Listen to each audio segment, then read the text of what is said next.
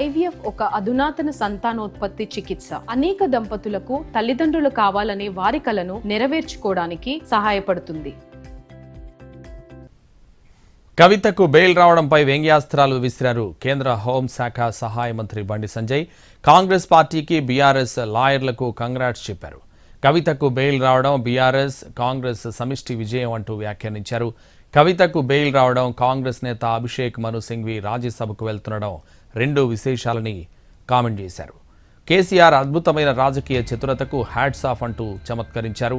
Bail కోసం వాదించిన Abhishek సింఘ్వికి BRS మద్దతు ఇవ్వడం, ఆయన్ను అధికార కాంగ్రెస్ ఏకపక్షంగా రాజ్యసభకు నామినేట్ చేయడం అంతా క్విడ్ ప్రోకోలో భాగమన్నారు బండి సంజయ్. ఇక విలీనం ముచ్చట పూర్తయిందని, అప్పగింతలే మిగిలాయని వ్యాఖ్యానించారు.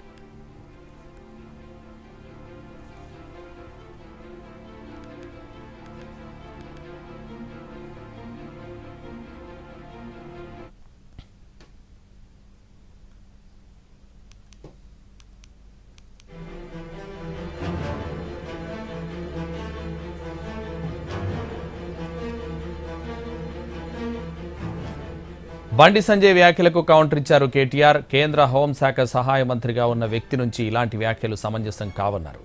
సుప్రీంకోర్టు తీర్పుపై సంజయ్ అభ్యంతరం వ్యక్తం చేస్తున్నట్టుందని ట్వీట్ చేశారు కేటీఆర్.